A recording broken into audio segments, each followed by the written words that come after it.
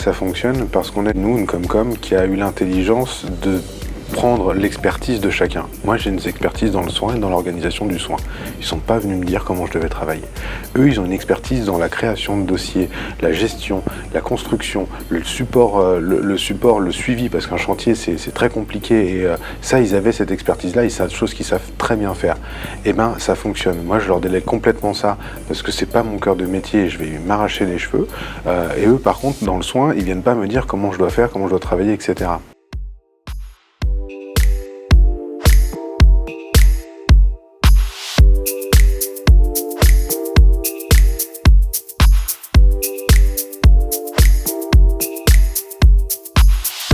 L'idée, c'était d'avoir des outils intéressants, donc on a le monitoring, on a un échographe, on a des choses qui sont connectées qui permettent, par un réseau sécurisé, d'envoyer directement les infos à l'hôpital local avec le médecin de garde.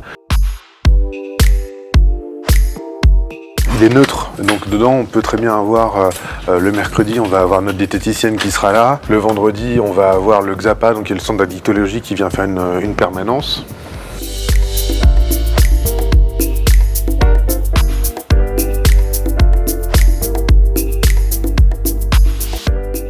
Il manquait de place. Et l'agence régionale de santé a dit ok, on garde ça dans un tiroir, on y pense. Et après c'est là où les choses se sont accélérées, c'est qu'il y a en effet une visite de ministre et puis le vendredi à 18h on vous appelle en disant un projet à rendre lundi matin 8h. Donc si vous êtes réactif, on peut présenter l'extension.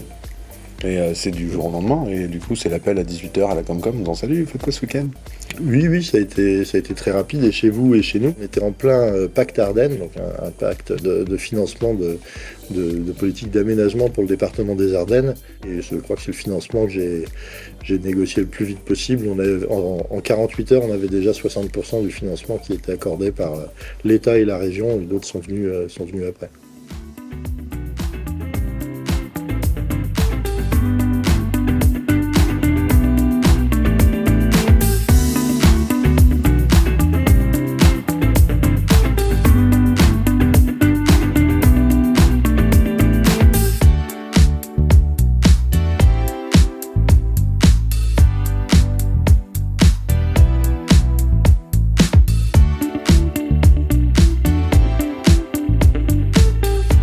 J'ai choisi cette maison de santé qui est un peu plus éloignée que d'autres, parce que nous on fait notre formation de base initiale, on a notre fac qui est à Reims, donc ça fait quand même un petit peu de route. Cette maison de santé elle est reconnue pour des médecins qui forment bien les internes, avec une activité surtout qui est variée, parce qu'ici il y a la pratique de la dermatoscopie, donc surveillance des grains de beauté, de la pédiatrie, aussi l'utilisation d'échographie, de CG, donc c'est vraiment une pratique qui est assez variée pour des cabinets qui au final sont assez éloignés des centres-villes.